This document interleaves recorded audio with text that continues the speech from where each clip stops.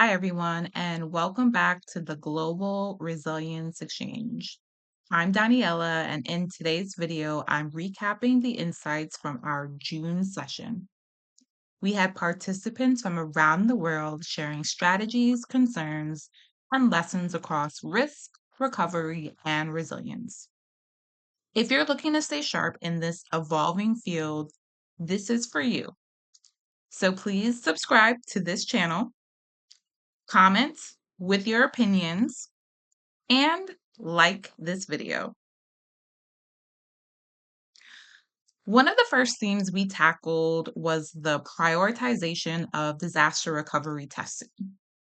We emphasized that DR testing isn't just a checkbox. It should be informed by regulatory requirements in your sector. If your region or industry mandates DR tests, make sure you're in compliance. It is a tough ask when you're thinking about global organizations, large organizations, to shut down or to pause certain applications, but it is well worth it to find out those possible flaws or gaps prior to a real crisis. We also discussed the concept of IT resource orchestration. Strategically coordinating technology, people, and processes to ensure recovery is not just possible, but efficient. A test should help you see the seams before a real crisis does. Next up, I call this topic cascading conflicts. This month, we're seeing escalating conflicts in parts of the Middle East, and that was top of mind. With geopolitical tensions rising, now is a smart time to monitor for cyber threats that could exploit instability. The reality is, we are seeing more and more scenarios where organizations are hit by multiple crises at once. This is not a time to be caught slipping or saying, no worries, that's a them problem. It's happening on the other side of the world. Oh, that's another country. That's just my neighbor. That's my city next door. Crisis can hit at any time. So, one quote that came up during the exchange that really stuck with me is never let a good crisis go to waste. It's a reminder to learn, adapt, and come out stronger, whether you're facing internal disruptions or global unrest. We can learn lessons from other crises. This is also a good time to use these scenarios in an exercise. Another quote that I've been seeing across social media lately is you don't have to get ready if you stay ready. And I do think that this applies to what we're talking about in terms of cascading conflicts. So if you're thinking about what your next tabletop or exercise should be, consider creating a scenario with cascading conflicts.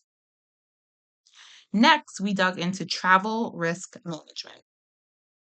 Physical safety directly impacts business continuity, from employee well being to client commitments.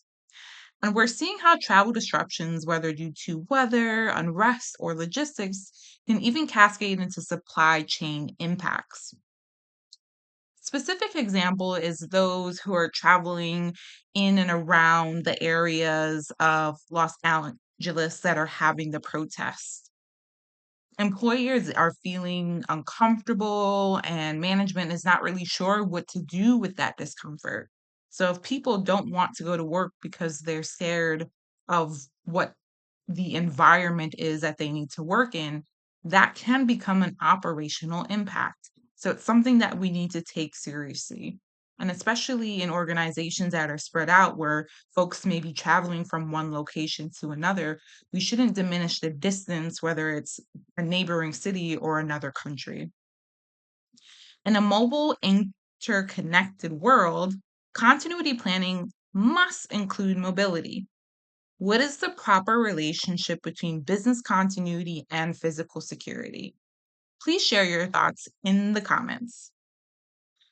Finally, we reflected on the devastating India air crash that happened last week.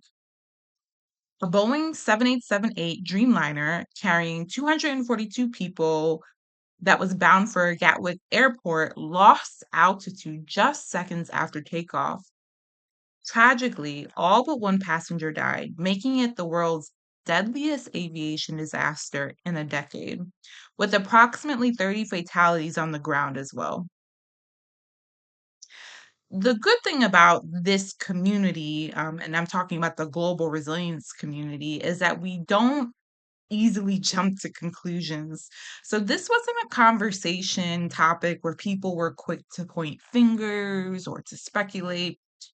Some ideas to consider seeing the recent event is having a discussion on how organizations prepare for mass casualty events, especially those involving public infrastructure and international travel.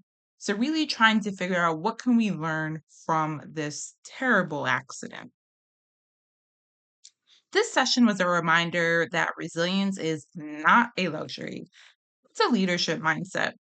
Whether you're in the public sector, corporate world, or nonprofit space, the risks are real, but so are the tools and the community to face them.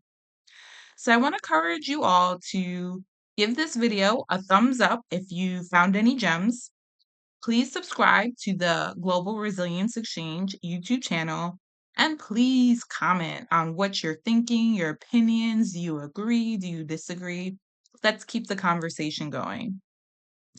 Full June continuity coffee and chat recap is also available on this channel if you want to catch up on that previous conversations.